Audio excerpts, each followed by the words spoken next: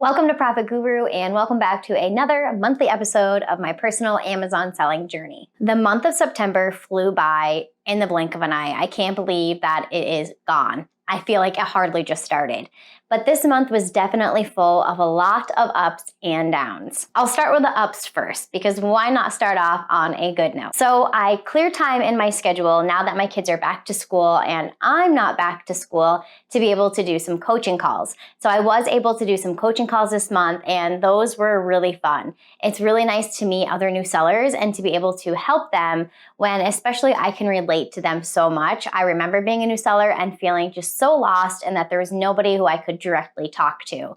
So it has been a lot of enjoyment for me to be able to sit down with people on screen and just answer their questions for them to help them feel more comfortable with selling on Amazon. Another positive, which is actually kind of a positive and a negative, but I'll get to the negative part in a little bit, is that I finally was able to create a listing that I've been working on for a couple of months. And even though it didn't go over exactly how I had planned it to go, it is up and it is a listing and it's owned by completely me. So that was definitely something to check off of the box. I also spent a lot of time this month preparing with my team of friends, thinking about how we're going to be ready for Q4.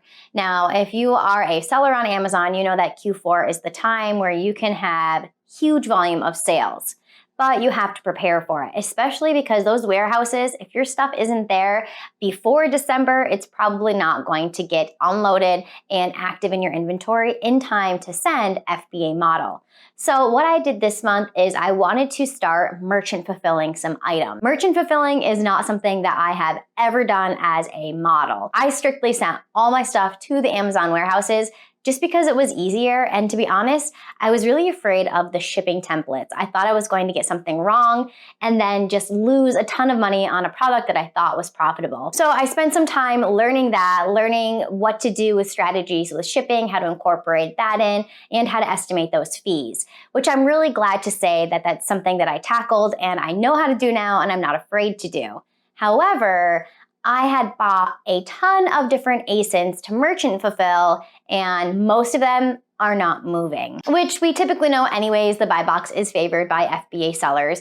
But these products, I did check them first to see the data on them and it did look like the buy box is shared to merchant fulfilled sellers.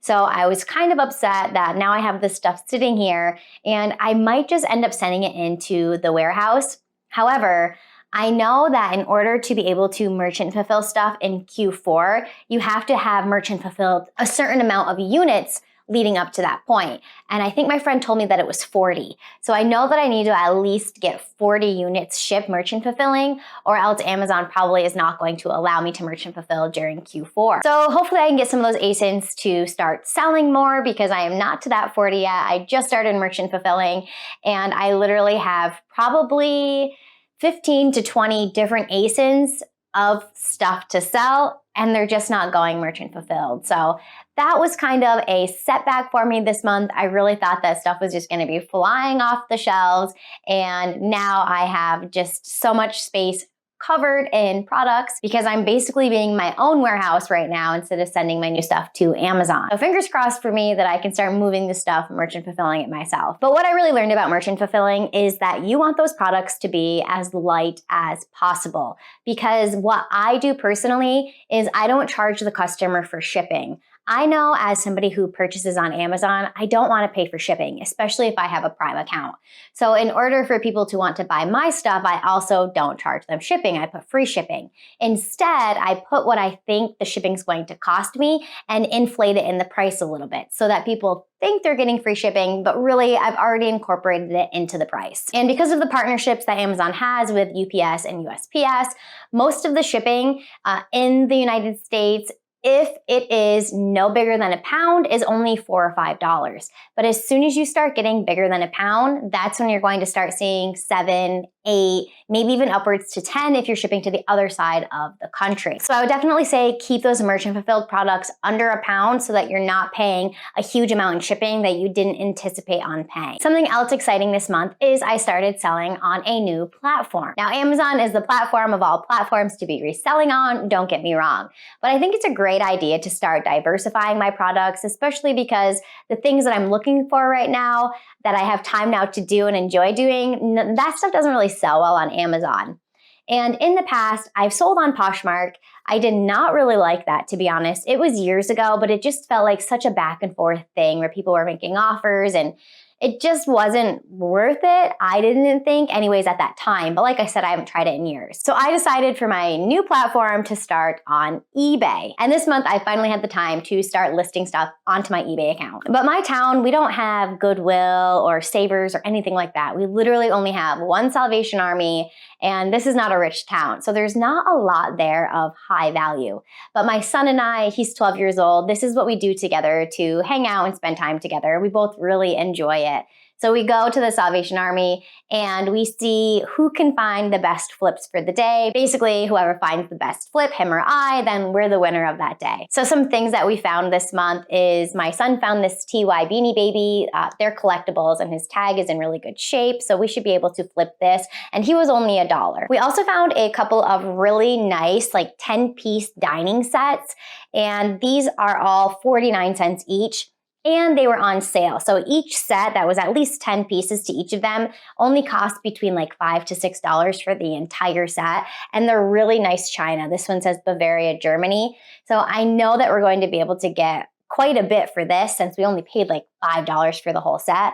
My only worry is shipping something like this. I've never attempted to ship something like this. So fingers crossed for me that I can package it nicely enough and get it to the customer when it does sell in one piece. I also found this really cool ceramic set. It's a little sugar thing and a creamer. That should probably sell for a pretty good amount. I don't think I'm going to get rich on it, but again, I only paid $1 for the set. All of the purses were also on sale for $1. And they're nothing too fancy, but when I looked them up on eBay, they're all selling for $15 to $20 a piece, so that'll be a good profit back. The shoes were also on sale for $1, so we found a few pairs of high heels that are in really good condition, and we'll definitely be able to sell these. And something else really cool that we were able to find is this silver platter. But this was only 99 cents. So let me show you really quick how we're able to find what we know the products are going to sell for. My son and I both have the eBay app on our phone. So what we do while we're sourcing is we pull up the eBay app and we'll look up this fruit platter that we found.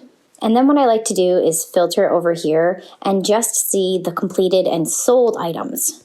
So then I can get an idea of what's already sold so I know what my product's going to sell for. So I can see a lot of the Gorham silver does sell well on eBay. Wow, I wish I found that large fruit bowl. That sold for over $1,000. But if I remove those filters, this one right here at the top, this is actually the exact one that I have, and it's only listed for that much, but I only paid $1 for it, so that's actually going to be a really good return on my investment. So it has been another really fun and really busy month.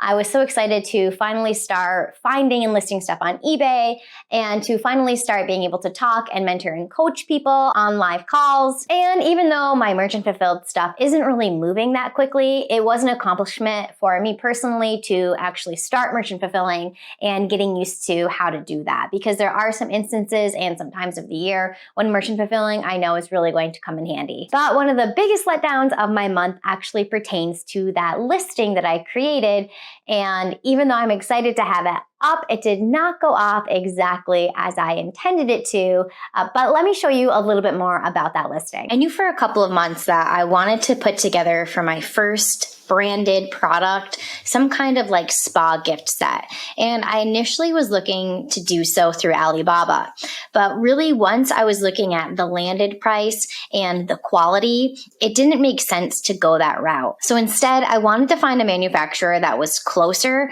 where I didn't have to pay these large shipping fees, and I knew I'd be able to get the product faster. So I ended up using Faire.com, and on this site you can find a ton of different independent brands.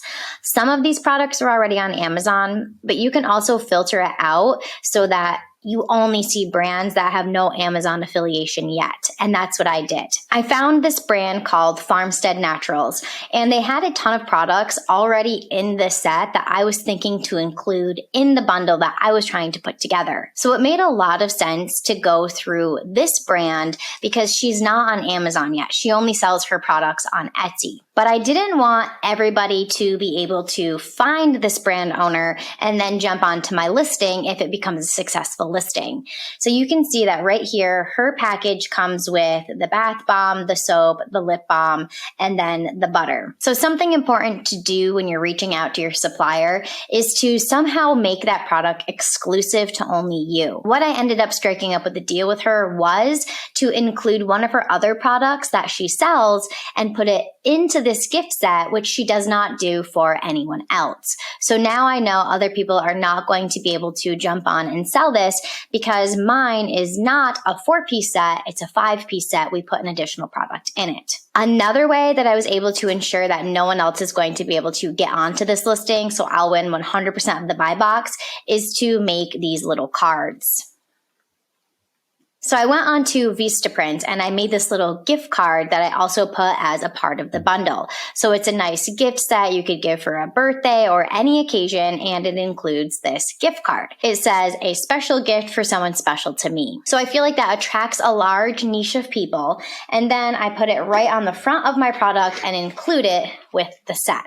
So now this has become completely something that no one else can reproduce. They aren't able to get my 5-piece set. If they were to find and purchase this, they'd only get the 4-piece set.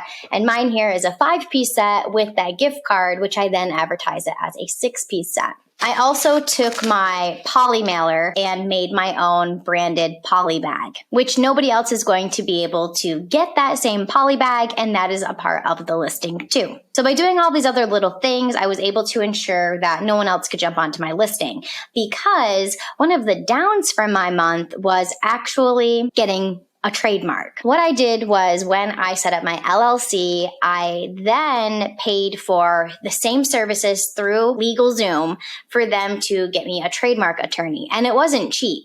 So what happened is you send your initial idea for your trademark, your logo, your design, and they're going to run a scan on it to make sure that it's going to pass and go through and that nobody else has the same idea and that it'll get rejected for any reason. Well, the first one that I sent through, it took them weeks to even come back and message me and say, yep, this looks good.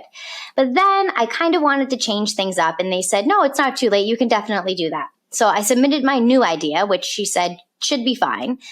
3 weeks later, she tells me that, no, that's not fine. I think if I send this through, it's not going to go through okay. Then she tells me, yeah, I can do another search on a different name, but it's going to cost you $300 more. So now I've gotten nowhere. I've already paid well over $1,000 and I don't even have my trademark filed. So I messaged her back and said, let's just go with the original idea. You guys said that that one seemed good and that it could go through. So let's just process that one. That was weeks ago and nothing, no communication back, nothing whatsoever. So now I had to make this bundle just a generic bundle and list it that way with a GTIN, because I don't have my trademark to be able to get my brand registry with Amazon. So that has definitely been one of my downs for the month, and trying to get that dang trademark approved and using LegalZoom services. So I highly would recommend you to not use LegalZoom trademark services because, number one, it's super expensive. It's not a guarantee. They didn't even file one for me. Now they want more money to run another search, and there's no communication. I keep going in and leaving messages and she doesn't respond back. So that has definitely been probably the biggest letdown of the month. And now I need to pursue a different way to try to get my trademark for my brand approval. But I did just list this last week. I hired somebody on Fiverr to do some really nice photographs for me. They turned out amazing, and he only charged $10 per image and turned them into like nice infomercials. So I was really happy with those. However, I haven't been able to sell any units yet. So I know what I'm doing for PPC, it's not working. As it is, getting into this niche, it was saturated. So I knew I was going to have a lot of competition. But it must be that the keywords that I targeted, and I have some automatic targeting going on for advertising, but it's just not working. So now I have to go in and reevaluate what am I going to do with my PPC so that I can really get my listing seen. So that's all for my September update. I hope in October that I am able to come up with more bundles and I'm able to merch and fulfill more, and then I'm able to really stockpile some stuff that I know is going to sell really well for Christmas time. So that will be what I am focusing on doing this month. Thanks for watching, and if you are not already subscribed, please hit that subscribe button so you never miss one of my videos. I'll catch you on the next one.